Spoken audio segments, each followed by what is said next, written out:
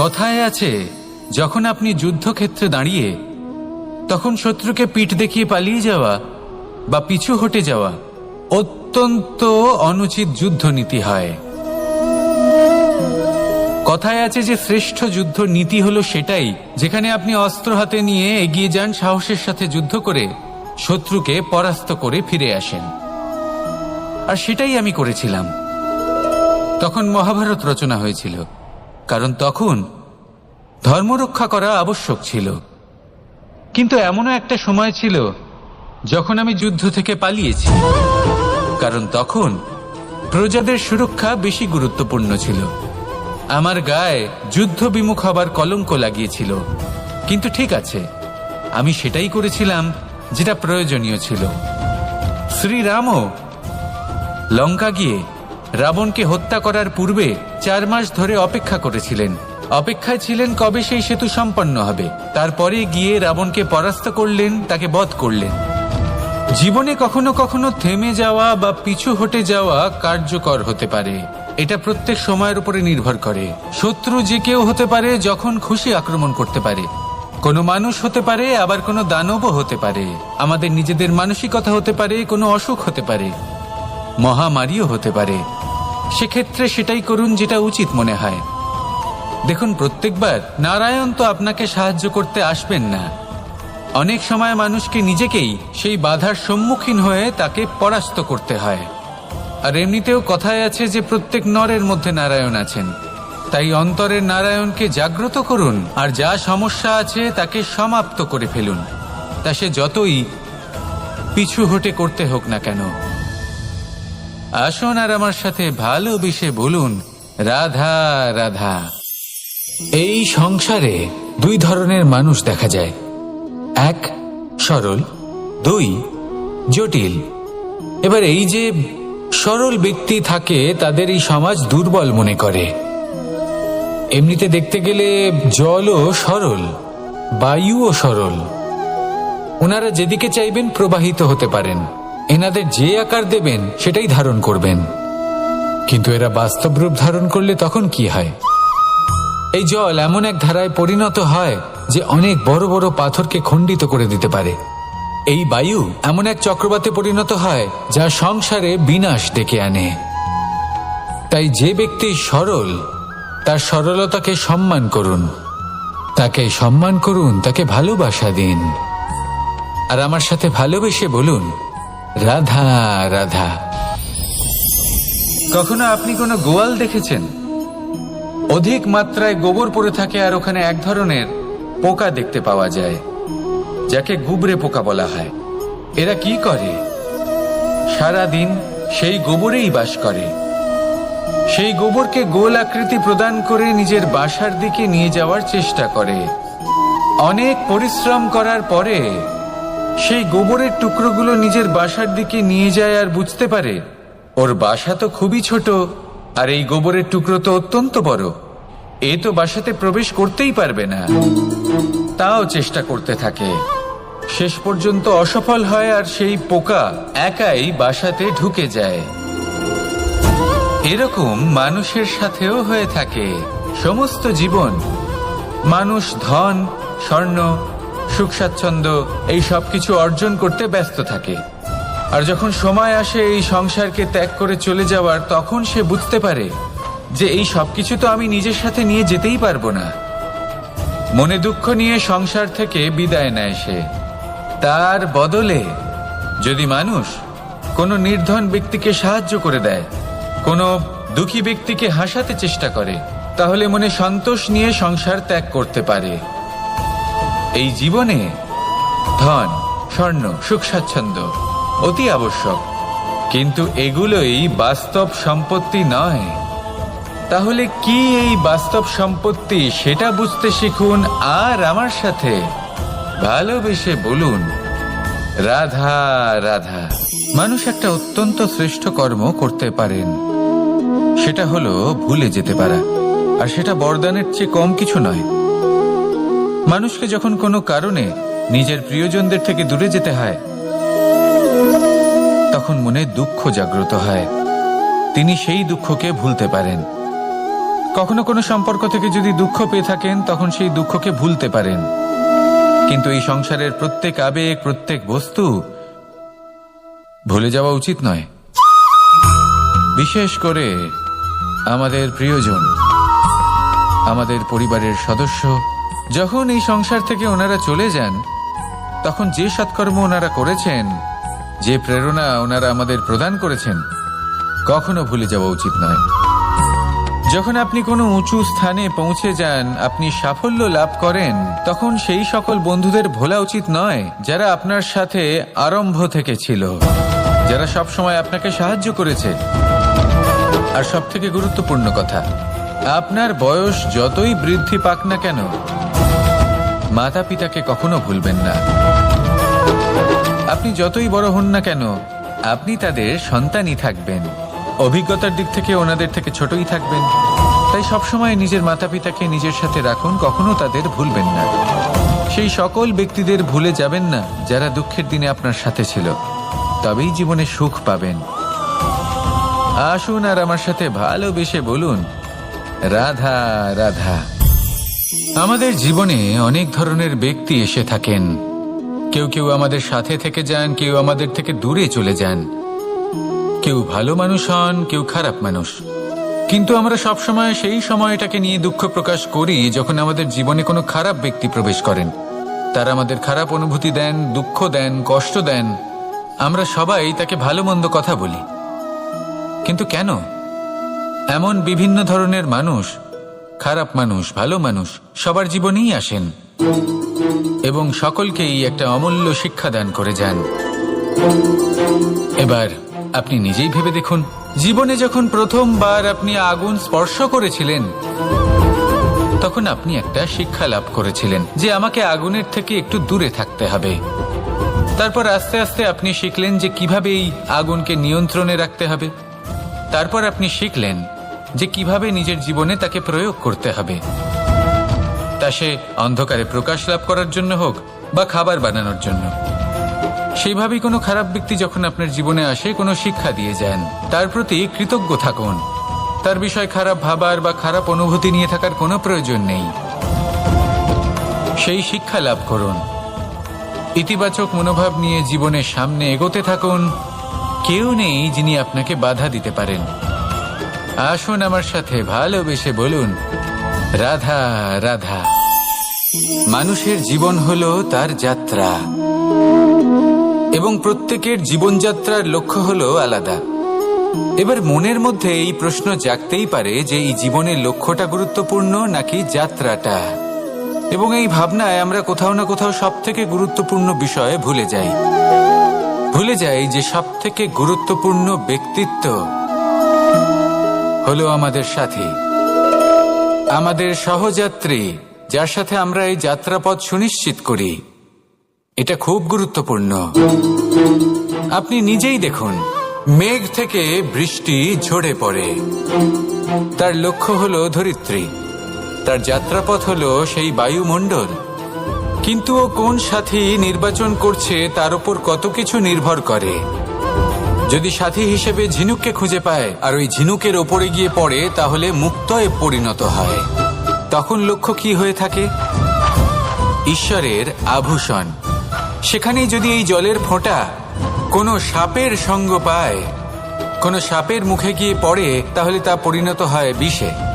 আর তখন লক্ষ্য কি হয়? কারোর প্রাণ হরণ করা। এই উদাহরণ স্থির করে যে আমাদের জীবনে সাথীর নির্বাচন হলো অত্যন্ত আবশ্যক এবং অত্যন্ত গুরুত্বপূর্ণ বিষয়। কারণ সাথীর প্রভাব শুধু যে আপনার পথে পড়বে তা নয়, আপনার লক্ষ্যের উপরও পড়বে। কখনো কখনো কেউ আপনার লক্ষ্য বদলে দেবে, কখনো উচিতভাবে, কখনো অনুচিতভাবে।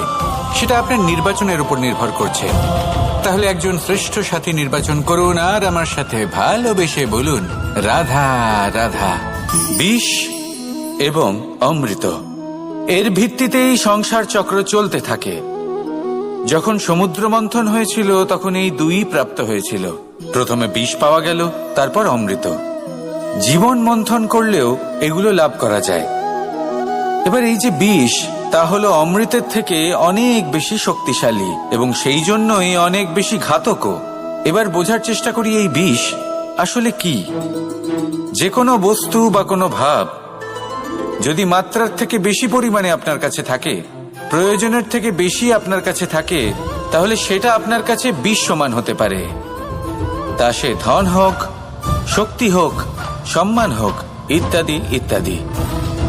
যদি আপনার কাছে এমন কিছু থেকে থাকে যা মাত্রার থেকে বেশি পরিমাণে আপনার কাছে আছে, তাহলে তাকে ভাগ করতে শিখুন।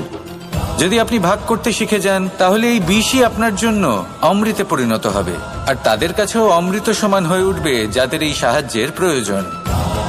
তাহলে ভাগ করে নিতে শিখুন আর আমার সাথে ভালোবেসে বলুন, রাধা রাধা। সমস্ত মানুষের জীবন কিছুটা সমান হয়। মানুষ জন্মগ্রহণ করে, তারপর চলতে শেখে, জীবনে এগিয়ে চলে, বার্ধক্য লাভ করে, তারপর সমাপ্ত হয়ে যায়। কিন্তু সেই ব্যক্তিরা কারা যারা প্রকৃত অর্থে মনুষ্য জীবন যাপন করেন? এনারা হলেন সেই ব্যক্তি যারা পড়ে গেলেও আবার উঠে দাঁড়ানোর চেষ্টা করেন, নিজের ভেঙে পড়া অস্তিত্বকে আগলে নিয়ে আবার একটা আকার দেওয়ার চেষ্টা করেন, ভগ্ন আশাকে আবার একটা নতুন দিশা দেন। অসফল হওয়ার পরেও থামেন না, আবার এগোতে থাকেন। অসফল হওয়ার পরে যদি আপনি থেমে যান, তাহলে সাফল্য আপনার সামনে অপেক্ষা করে, কিন্তু আপনি তা দেখতে পান না। তাই জীবনের সংঘর্ষে অংশগ্রহণ করতে শিখুন। জীবনের সংঘর্ষ থেকে পালাবেন না। আসুন আমার সাথে ভালোবেসে বলুন, রাধা রাধা। একবার একজন সাধক ওনার শিষ্যদের একটা কাজ দিলেন। একটা দুর্লভ জড়িবুটি নিয়ে আসতে বললেন। এতটাও কঠিন কাজ সেটা ছিল না, কারণ সকল শিষ্য জানতেন যে এই দুর্লভ জড়িবুটি কোথায় পাওয়া যায়। পর্বতের শিখরে। কঠিন কাজ কোনটা? সেখানে পৌঁছনোর সেই পথ, যা ছিল কাঁটায় জর্জরিত, পাথরে পরিপূর্ণ, যেখানে পিছলে পড়ার আশঙ্কা রয়েছে এবং গভীর ক্ষত পেতে পারে সবাই। এবার বেশ কয়েকজন শিষ্য গেলেন, তার মধ্যে কয়েকজনই সেই জড়িবুটি নিয়ে আসতে পারলেন। কারণটা কি ছিল? কিছু শিষ্যের মনোযোগ ছিল শুধুমাত্র লক্ষ্যের দিকে, অর্থাৎ পর্বতের সেই শিখরে। কিছু শিষ্যের মনোযোগ ছিল পথের এই সংকটগুলির ওপর। কিছুজন নিজের সমস্ত মনোযোগ, সমস্ত শক্তি কেন্দ্রীভূত করলেন শুধুমাত্র লক্ষ্যের দিকে। বাকিরা মনোনিবেশ করলেন এই সংকটের থেকে নিজেকে বাঁচাতে। কিন্তু যাদের মনোযোগ শুধু লক্ষ্যের দিকে ছিল, শুধু তারাই জড়িবুটি নিয়ে আসতে পারলেন। কারণ কি ছিল? একটা সহজ ব্যাপার যা আমাদের বুঝতে হবে। আমরা যদি লক্ষ্যে পৌঁছতে চাই, তাহলে বিপদের সম্মুখীন তো আমাদের হতেই হবে, আর কোনো বিকল্প নেই। যন্ত্রণাও হবে, পায়ে কাঁটাও হয়তো ফুটতে পারে, হয়তো পড়েও যেতে পারেন, হয়তো রক্তপাতও হতে পারে। কিন্তু তার সাথেই সাফল্য অর্জনের যে আনন্দ, সেটাও পাওয়া যায়। সেই জন্য নিজের মনোযোগ সবসময় লক্ষ্যের দিকে রাখুন, পথের সেই বিপদগুলির দিকে নয়। সত্যি কথা বলতে, এই বিপদ এটা কিছুক্ষণের, আজ আছে কাল নাও থাকতে পারে। কিন্তু যদি লক্ষ্যকে প্রাপ্ত করতে পারেন, তাহলে তার আনন্দ আপনার সাথে সারা জীবন রয়ে যাবে। তাহলে লক্ষ্য প্রাপ্ত করুন আর আমার সাথে ভালোবেসে বলুন, রাধা রাধা। আমি এখানে একা এই বনে বসে আছি, বাঁশি বাজাচ্ছি। কার জন্য? কে আছেন এখানে? কেউ নেই। আমার প্রজা, আমার রাজ্য, আমার পরিবার আমার থেকে অনেক দূরে আছেন। আমি এখানে একা এই বনে বসে এই আকাশের এই রঙের, গাছের এই সব ফলের, মাটির সুবাসের আনন্দ উপভোগ করছি। কেন? আমি হলাম দ্বারকাধীশ। এমন কি রাজকীয় বা ভৌতিক সুখ রয়েছে যে আমি ওখানে পেতে পারি না? সবকিছুই পেতে পারি, তাও এখানে বনে একা বসে আছি। কোন সুখ খুঁজে চলেছি? একা থাকার সুখ। আমরা প্রত্যেকদিন অনেক মানুষের সাথে, চিন্তাধারার সাথে, কর্মের সাথে, পরিস্থিতির সাথে, সুখ দুঃখের দ্বারা বেষ্টিত থাকি। জীবনের এই চক্রে আমরা জড়িয়ে পড়তে থাকি। যতই আমরা এই সমস্যার সমাধান করি, আমরা ততই এতে জড়িয়ে পড়ি। আমরা এতটাই জড়িয়ে পড়ি যে যখন আমরা আয়নায় নিজেদের দেখি, তখন আমরা নিজেদের চিনতেই পারি না। এমন মনে হয় যেন আমরা নিজেদের হারিয়ে ফেলেছি। সেই জন্য প্রত্যেক দিন আপনি কিছু সময় নিজের সাথে কাটান একান্তে। এটা অত্যন্ত আবশ্যক। নিজের অস্তিত্বের গভীরে গিয়ে দেখতে শিখুন, নিজেকে বুঝুন। অদ্ভুত শান্তির অনুভূতি হবে। যেমন এই বায়ু, এই বৃক্ষ, এই পুষ্প, এই নিসর্গ, এদের মতো আপনিও কখনো একলা হতে শিখুন। কখনো নিসর্গের একটা অংশ হয়ে দেখুন। এই মন প্রসন্ন হয়ে বলবে, রাধা রাধা। ধন সঞ্চয় করা সম্ভব, আর সেই জন্য ধন সবথেকে বেশি মূল্যবান সম্পত্তি নয়। এবার আপনি বলবেন, এ আমি কি বলছি? এই ধন খুব মূল্যবান, আমরা সকলে অর্জন করতে ব্যস্ত। সেটা এই কারণে, কারণ আপনারা জানেন না এই সংসারের সবথেকে বেশি মূল্যবান সম্পত্তি কি। এ হলো সেই সম্পত্তি যা কখনো সঞ্চয় করা সম্ভব নয়।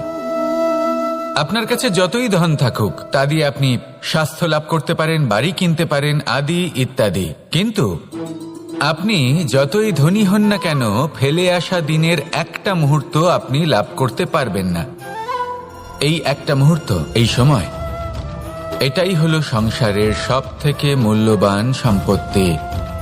একবার চলে গেলে তা কখনোই ফিরে আসে না। আর এই মুহূর্ত যতই চলে যাক না কেন, আমরা স্মৃতির মাধ্যমে সেগুলি যাপন করতে পারি, তার আনন্দ উপভোগ করতে পারি। আর যার সাথে আমরা সময় অতিবাহিত করেছি, তার স্মৃতিতে আমরা চিরকাল জীবিত থাকতে পারি। সেই জন্য সময় সবথেকে মূল্যবান সম্পত্তি, তাকে এইভাবে নষ্ট করবেন না। প্রত্যেকটা মুহূর্ত উপভোগ করুন, আনন্দ করুন, আর ভালোবেসে বলুন, রাধা রাধা। আমাদের মধ্যে বেশিরভাগ মানুষ সেই পরম শক্তিতে, সেই পরমেশ্বরের ওপর আস্থা রাখি। আর সেই জন্য আমরা বারবার মন্দিরে যাই, পুজো অর্চনা করি, নৈবেদ্য অর্পণ করি। কিন্তু অত্যন্ত গুরুত্বপূর্ণ একটা বিষয় আমরা ভুলে যাই, আর সেটা হলো যে পাষাণের সেই প্রতিমা যা মন্দিরে স্থাপন করা হয়েছে, তাদের মধ্যে আমরা ঈশ্বরকে খুঁজে পাবো না যতক্ষণ না বাড়িতে বিরাজমান ঈশ্বর, অর্থাৎ আমাদের মাতা পিতা, তাদেরকে আমরা সেবা করছি। দেখুন, ঈশ্বর নিশ্চিত রূপে এই সংসার নির্মাণ করেছেন, কিন্তু আপনি সেই সংসারের অংশ তবে থেকে হয়েছেন যেদিন থেকে এই সংসারে আপনি পদার্পণ করেছেন। আর এই উত্তরদায়িত্ব পালন করেছেন কারা? আপনার মাতা পিতা। ঈশ্বর আছেন, এই ভাবনা আপনার মধ্যে জাগ্রত হয়েছে আপনার মাতা পিতার মাধ্যমে। সেই জন্য মন্দিরে গিয়ে আপনি যতই প্রসাদ বিতরণ করুন, তার কোনোই অর্থ নেই যদি ঘরে বসে থাকা মাতা পিতা অভুক্ত থাকেন। মন্দিরে গিয়ে পরমেশ্বরকে প্রসন্ন করার পূর্বে ঘরে বিরাজমান ঈশ্বর মানে আপনার মাতা পিতা, তাদের সেবা করুন, তাদের প্রসন্ন করুন। ঈশ্বর নিজে থেকেই প্রসন্ন হয়ে যাবেন। আসুন আমার সাথে ভালোবেসে বলুন, রাধা রাধা। প্রেম। দাদা আমাকে সর্বদাই জিজ্ঞেস করেন যে কানাই, এই প্রেম আসলে ঠিক কি? মানলাম যে এটা সমর্পণ, মানলাম এটা একে অপরের মধ্যে হারিয়ে যাওয়া, কিন্তু এর অনুভূতি কিরকম, এর অনুভব কিরকম? দেখুন, প্রেম কি তা সম্পূর্ণরূপে বোঝানো কানাইয়ের সাধ্য তো অবশ্যই নয়, কারণ এই প্রেম এতটাই মহান। কিন্তু প্রেমের বিশুদ্ধ অনুভূতির বিষয়ে আমি বলতে পারি নিজের অনুভূতি থেকে। দেখুন, প্রেম হলো সেই রং যা জীবনে মধু ভরে দেয়। প্রেম সেই ভাবনা যা মুহূর্তের মধ্যে মুখে হাসি এনে দেয়। প্রেম সেই ফুল যা মনের বাগান ভরিয়ে রাখে। প্রেম সেই চিন্তা যা মুহূর্তের মধ্যে আপনাকে সংসারের সবচেয়ে সম্পন্ন ব্যক্তি করতে পারে। এই প্রেম হলো তাই যা তপ্ত মরুভূমিতে আপনাকে জীবিত রাখতে পারে। এই প্রেম তাই যা আপনার আত্মাকে তৃপ্ত করে। এই প্রেম হলো তাই যা আপনার মুখে হাসি এনে দেয়, যেমন এখন এই মুহূর্তে রাধা আমার মুখে নিয়ে এসেছে। অদ্ভুত এই প্রেম। তাই আসুন আর ভালোবেসে বলুন, রাধা রাধা। কথায় আছে, যখন আপনি যুদ্ধক্ষেত্রে দাঁড়িয়ে তখন শত্রুকে পিঠ দেখিয়ে পালিয়ে যাওয়া বা পিছু হটে যাওয়া অত্যন্ত অনুচিত যুদ্ধনীতি হয়। কথায় আছে যে শ্রেষ্ঠ যুদ্ধ নীতি হলো সেটাই যেখানে আপনি অস্ত্র হাতে নিয়ে এগিয়ে যান, সাহসের সাথে যুদ্ধ করে শত্রুকে পরাস্ত করে ফিরে আসেন। আর সেটাই আমি করেছিলাম। তখন মহাভারত রচনা হয়েছিল, কারণ তখন ধর্মরক্ষা করা আবশ্যক ছিল। কিন্তু এমনও একটা সময় ছিল যখন আমি যুদ্ধ থেকে পালিয়েছি, কারণ তখন প্রজাদের সুরক্ষা বেশি গুরুত্বপূর্ণ ছিল। আমার গায়ে যুদ্ধ বিমুখ হবার কলঙ্ক লাগিয়েছিল। কিন্তু ঠিক আছে, আমি সেটাই করেছিলাম যেটা প্রয়োজনীয় ছিল। শ্রীরামও লঙ্কা গিয়ে রাবণকে হত্যা করার পূর্বে 4 মাস ধরে অপেক্ষা করেছিলেন। অপেক্ষায় ছিলেন কবে সেই সেতু সম্পন্ন হবে। তারপরে গিয়ে রাবণকে পরাস্ত করলেন, তাকে বধ করলেন। জীবনে কখনো কখনো থেমে যাওয়া বা পিছু হটে যাওয়া কার্যকর হতে পারে। এটা প্রত্যেক সময়ের উপরে নির্ভর করে। শত্রু যে কেউ হতে পারে, যখন খুশি আক্রমণ করতে পারে। কোনো মানুষ হতে পারে, আবার কোনো দানবও হতে পারে। আমাদের নিজেদের মানসিকতা হতে পারে, কোনো অসুখ হতে পারে, মহামারীও হতে পারে। সেক্ষেত্রে সেটাই করুন যেটা উচিত মনে হয়। দেখুন, প্রত্যেকবার নারায়ণ তো আপনাকে সাহায্য করতে আসবেন না। অনেক সময় মানুষকে নিজেকেই সেই বাধার সম্মুখীন হয়ে তাকে পরাস্ত করতে হয়। আর এমনিতেও কথায় আছে যে প্রত্যেক নরের মধ্যে নারায়ণ আছেন। তাই অন্তরের নারায়ণকে জাগ্রত করুন, আর যা সমস্যা আছে তাকে সমাপ্ত করে ফেলুন, তা সে যতই পিছু হটে করতে হোক না কেন। আসুন আর আমার সাথে ভালোবেসে বলুন, রাধা রাধা। এই সংসারে 2 ধরনের মানুষ দেখা যায়, 1 সরল, 2 জটিল। এবার এই যে সরল ব্যক্তি থাকে, তাদের এই সমাজ দুর্বল মনে করে। এমনিতে দেখতে গেলে জলও সরল, বায়ুও সরল। ওনারা যেদিকে চাইবেন প্রবাহিত হতে পারেন। এনাদের যে আকার দেবেন সেটাই ধারণ করবেন। কিন্তু এরা বাস্তব রূপ ধারণ করলে তখন কি হয়? এই জল এমন এক ধারায় পরিণত হয় যে অনেক বড় বড় পাথরকে খণ্ডিত করে দিতে পারে। এই বায়ু এমন এক চক্রবাতে পরিণত হয় যা সংসারে বিনাশ ডেকে আনে। তাই যে ব্যক্তি সরল, তার সরলতাকে সম্মান করুন, তাকে সম্মান করুন, তাকে ভালোবাসা দিন। আর আমার সাথে ভালোবেসে বলুন, রাধা রাধা। কখনো আপনি কোনো গোয়াল দেখেছেন? অধিক মাত্রায় গোবর পড়ে থাকে, আর ওখানে এক ধরনের পোকা দেখতে পাওয়া যায় যাকে গুবরে পোকা বলা হয়। এরা কি করে? সারাদিন সেই গোবরেই বাস করে। সেই গোবরকে গোল আকৃতি প্রদান করে নিজের বাসার দিকে নিয়ে যাওয়ার চেষ্টা করে। অনেক পরিশ্রম করার পরে সেই গোবরের টুকরোগুলো নিজের বাসার দিকে নিয়ে যায়, আর বুঝতে পারে ওর বাসা তো খুবই ছোট, আর এই গোবরের টুকরো তো অত্যন্ত বড়। এ তো বাসাতে প্রবেশ করতেই পারবে না। তাও চেষ্টা করতে থাকে, শেষ পর্যন্ত অসফল হয়, আর সেই পোকা একাই বাসাতে ঢুকে যায়। এরকম মানুষের সাথেও হয়ে থাকে। সমস্ত জীবন মানুষ ধন, স্বর্ণ, সুখ স্বাচ্ছন্দ্য এই সব কিছু অর্জন করতে ব্যস্ত থাকে। আর যখন সময় আসে এই সংসারকে ত্যাগ করে চলে যাওয়ার, তখন সে বুঝতে পারে যে এই সবকিছু তো আমি নিজের সাথে নিয়ে যেতেই পারবো না। মনে দুঃখ নিয়ে সংসার থেকে বিদায় নেয় সে। তার বদলে যদি মানুষ কোনো নির্ধন ব্যক্তিকে সাহায্য করে দেয়, কোনো দুঃখী ব্যক্তিকে হাসাতে চেষ্টা করে, তাহলে মনে সন্তোষ নিয়ে সংসার ত্যাগ করতে পারে। এই জীবনে ধন, স্বর্ণ, সুখ স্বাচ্ছন্দ্য অতি আবশ্যক, কিন্তু এগুলোই বাস্তব সম্পত্তি নয়। তাহলে কি এই বাস্তব সম্পত্তি, সেটা বুঝতে শিখুন, আর আমার সাথে ভালোবেসে বলুন, রাধা রাধা। মানুষ একটা অত্যন্ত শ্রেষ্ঠ কর্ম করতে পারেন, সেটা হলো ভুলে যেতে পারা। আর সেটা বরদানের চেয়ে কম কিছু নয়। মানুষকে যখন কোনো কারণে নিজের প্রিয়জনদের থেকে দূরে যেতে হয়, তখন মনে দুঃখ জাগ্রত হয়। তিনি সেই দুঃখকে ভুলতে পারেন। কখনো কোনো সম্পর্ক থেকে যদি দুঃখ পেয়ে থাকেন, তখন সেই দুঃখকে ভুলতে পারেন। কিন্তু এই সংসারের প্রত্যেক আবেগ, প্রত্যেক বস্তু ভুলে যাওয়া উচিত নয়।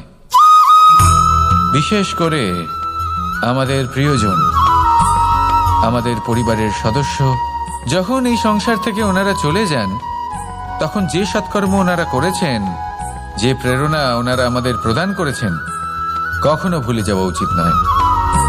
যখন আপনি কোনো উঁচু স্থানে পৌঁছে যান, আপনি সাফল্য লাভ করেন, তখন সেই সকল বন্ধুদের ভোলা উচিত নয় যারা আপনার সাথে আরম্ভ থেকে ছিল, যারা সব সময় আপনাকে সাহায্য করেছে। আর সব থেকে গুরুত্বপূর্ণ কথা, আপনার বয়স যতই বৃদ্ধি পাক না কেন, মাতা পিতাকে কখনো ভুলবেন না।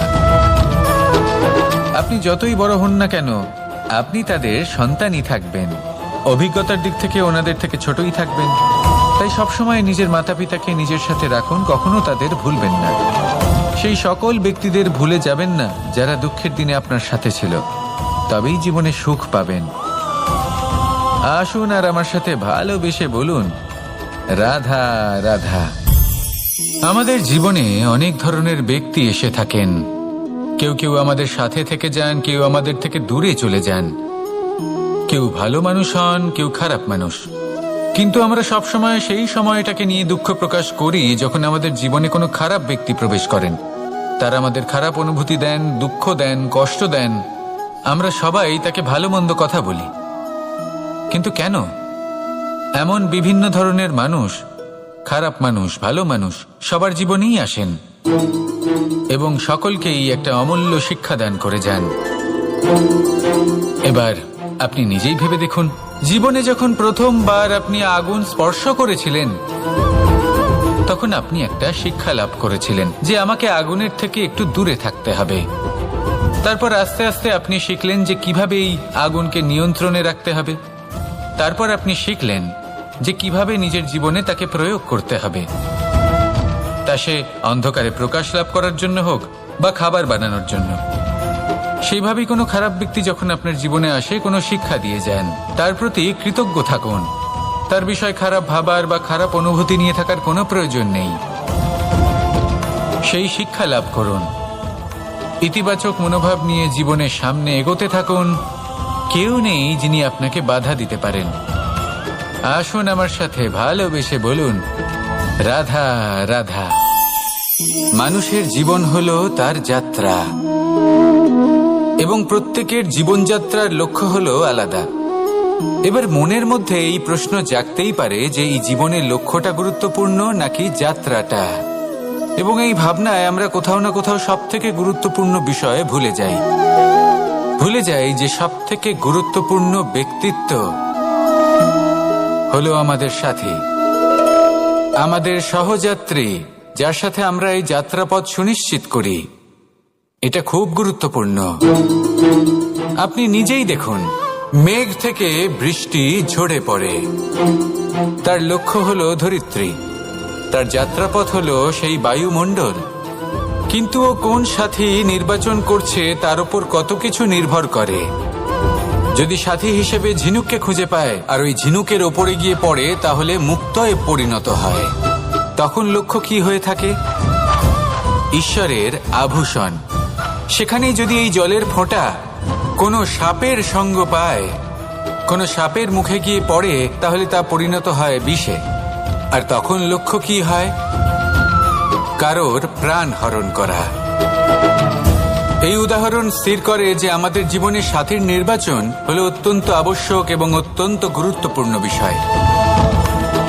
কারণ সাথীর প্রভাব শুধু যে আপনার পথে পড়বে তা নয়, আপনার লক্ষ্যের উপরও পড়বে।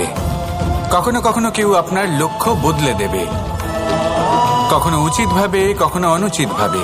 সেটা আপনার নির্বাচনের উপর নির্ভর করছে। তাহলে একজন শ্রেষ্ঠ সাথী নির্বাচন করুন আর আমার সাথে ভালোবেসে বলুন, রাধা রাধা। বিষ এবং অমৃত, এর ভিত্তিতেই সংসার চক্র চলতে থাকে। যখন সমুদ্র মন্থন হয়েছিল তখন এই দুই প্রাপ্ত হয়েছিল। প্রথমে বিষ পাওয়া গেল, তারপর অমৃত। জীবন মন্থন করলেও এগুলো লাভ করা যায়। এবার এই যে বিষ, তা হলো অমৃতের থেকে অনেক বেশি শক্তিশালী এবং সেই জন্যই অনেক বেশি ঘাতকও। এবার বোঝার চেষ্টা করি এই বিষ আসলে কি। যে কোনো বস্তু বা কোনো ভাব যদি মাত্রার থেকে বেশি পরিমাণে আপনার কাছে থাকে, প্রয়োজনের থেকে বেশি আপনার কাছে থাকে, তাহলে সেটা আপনার কাছে বিষ সমান হতে পারে। তা সে ধন হোক, শক্তি হোক, সম্মান হোক, ইত্যাদি ইত্যাদি। যদি আপনার কাছে এমন কিছু থেকে থাকে যা মাত্রার থেকে বেশি পরিমাণে আপনার কাছে আছে, তাহলে তাকে ভাগ করতে শিখুন। যদি আপনি ভাগ করতে শিখে যান, তাহলে এই বিষই আপনার জন্য অমৃতে পরিণত হবে, আর তাদের কাছেও অমৃত সমান হয়ে উঠবে যাদের এই সাহায্যের প্রয়োজন। তাহলে ভাগ করে নিতে শিখুন আর আমার সাথে ভালোবেসে বলুন, রাধা রাধা। সমস্ত মানুষের জীবন কিছুটা সমান হয়। মানুষ জন্মগ্রহণ করে, তারপর চলতে শেখে, জীবনে এগিয়ে চলে, বার্ধক্য লাভ করে, তারপর সমাপ্ত হয়ে যায়। কিন্তু সেই ব্যক্তিরা কারা যারা প্রকৃত অর্থে মনুষ্য জীবন যাপন করেন? এনারা হলেন সেই ব্যক্তি যারা পড়ে গেলেও আবার উঠে দাঁড়ানোর চেষ্টা করেন, নিজের ভেঙে পড়া অস্তিত্বকে আগলে নিয়ে আবার একটা আকার দেওয়ার চেষ্টা করেন, ভগ্ন আশাকে আবার একটা নতুন দিশা দেন। অসফল হওয়ার পরেও থামেন না, আবার এগোতে থাকেন। অসফল হওয়ার পরে যদি আপনি থেমে যান, তাহলে সাফল্য আপনার সামনে অপেক্ষা করে, কিন্তু আপনি তা দেখতে পান না। তাই জীবনের সংঘর্ষে অংশগ্রহণ করতে শিখুন। জীবনের সংঘর্ষ থেকে পালাবেন না। আসুন আমার সাথে ভালোবেসে বলুন, রাধা রাধা। একবার একজন সাধক ওনার শিষ্যদের একটা কাজ দিলেন। একটা দুর্লভ জড়িবুটি নিয়ে আসতে বললেন। এতটাও কঠিন কাজ সেটা ছিল না, কারণ সকল শিষ্য জানতেন যে এই দুর্লভ জড়িবুটি কোথায় পাওয়া যায়। পর্বতের শিখরে। কঠিন কাজ কোনটা? সেখানে পৌঁছনোর সেই পথ, যা ছিল কাঁটায় জর্জরিত, পাথরে পরিপূর্ণ, যেখানে পিছলে পড়ার আশঙ্কা রয়েছে এবং গভীর ক্ষত পেতে পারে সবাই। এবার বেশ কয়েকজন শিষ্য গেলেন, তার মধ্যে কয়েকজনই সেই জড়িবুটি নিয়ে আসতে পারলেন। কারণটা কি ছিল? কিছু শিষ্যের মনোযোগ ছিল শুধুমাত্র লক্ষ্যের দিকে, অর্থাৎ পর্বতের সেই শিখরে। কিছু শিষ্যের মনোযোগ ছিল পথের এই সংকটগুলির ওপর। কিছুজন নিজের সমস্ত মনোযোগ, সমস্ত শক্তি কেন্দ্রীভূত করলেন শুধুমাত্র লক্ষ্যের দিকে। বাকিরা মনোনিবেশ করলেন এই সংকটের থেকে নিজেকে বাঁচাতে। কিন্তু যাদের মনোযোগ শুধু লক্ষ্যের দিকে ছিল, শুধু তারাই জড়িবুটি নিয়ে আসতে পারলেন। কারণ কি ছিল? একটা সহজ ব্যাপার যা আমাদের বুঝতে হবে। আমরা যদি লক্ষ্যে পৌঁছতে চাই, তাহলে বিপদের সম্মুখীন তো আমাদের হতেই হবে, আর কোনো বিকল্প নেই। যন্ত্রণাও হবে, পায়ে কাঁটাও হয়তো ফুটতে পারে, হয়তো পড়েও যেতে পারেন, হয়তো রক্তপাতও হতে পারে। কিন্তু তার সাথেই সাফল্য অর্জনের যে আনন্দ, সেটাও পাওয়া যায়। সেই জন্য নিজের মনোযোগ সবসময় লক্ষ্যের দিকে রাখুন, পথের সেই বিপদগুলির দিকে নয়। সত্যি কথা বলতে, এই বিপদ এটা কিছুক্ষণের, আজ আছে কাল নাও থাকতে পারে। কিন্তু যদি লক্ষ্যকে প্রাপ্ত করতে পারেন, তাহলে তার আনন্দ আপনার সাথে সারা জীবন রয়ে যাবে। তাহলে লক্ষ্য প্রাপ্ত করুন আর আমার সাথে ভালোবেসে বলুন, রাধা রাধা। আমি এখানে একা এই বনে বসে আছি, বাঁশি বাজাচ্ছি। কার জন্য? কে আছেন এখানে? কেউ নেই। আমার প্রজা, আমার রাজ্য, আমার পরিবার আমার থেকে অনেক দূরে আছেন। আমি এখানে একা এই বনে বসে এই আকাশের এই রঙের, গাছের এই সব ফলের, মাটির সুবাসের আনন্দ উপভোগ করছি। কেন? আমি হলাম দ্বারকাধীশ। এমন কি রাজকীয় বা ভৌতিক সুখ রয়েছে যে আমি ওখানে পেতে পারি না? সবকিছুই পেতে পারি, তাও এখানে বনে একা বসে আছি। কোন সুখ খুঁজে চলেছি? একা থাকার সুখ। আমরা প্রত্যেকদিন অনেক মানুষের সাথে, চিন্তাধারার সাথে, কর্মের সাথে, পরিস্থিতির সাথে সুখ দুঃখের দ্বারা বেষ্টিত থাকি। জীবনের এই চক্রে আমরা জড়িয়ে পড়তে থাকি। যতই আমরা এই সমস্যার সমাধান করি, আমরা ততই এতে জড়িয়ে পড়ি। আমরা এতটাই জড়িয়ে পড়ি যে যখন আমরা আয়নায় নিজেদের দেখি, তখন আমরা নিজেদের চিনতেই পারি না। এমন মনে হয় যেন আমরা নিজেদের হারিয়ে ফেলেছি। সেই জন্য প্রত্যেক দিন আপনি কিছু সময় নিজের সাথে কাটান একান্তে। এটা অত্যন্ত আবশ্যক।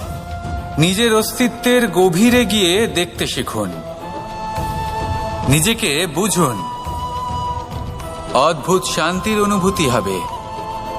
যেমন এই বায়ু, এই বৃক্ষ, এই পুষ্প, এই নিসর্গ, এদের মতো আপনিও কখনো একলা হতে শিখুন। কখনো নিসর্গের একটা অংশ হয়ে দেখুন। এই মন প্রসন্ন হয়ে বলবে, রাধা রাধা। ধন সঞ্চয় করা সম্ভব, আর সেই জন্য ধন সবথেকে বেশি মূল্যবান সম্পত্তি নয়। এবার আপনি বলবেন, আমি কি বলছি? এই ধন খুব মূল্যবান, আমরা সকলে অর্জন করতে ব্যস্ত। সেটা এই কারণে, কারণ আপনারা জানেন না এই সংসারের সবথেকে বেশি মূল্যবান সম্পত্তি কি।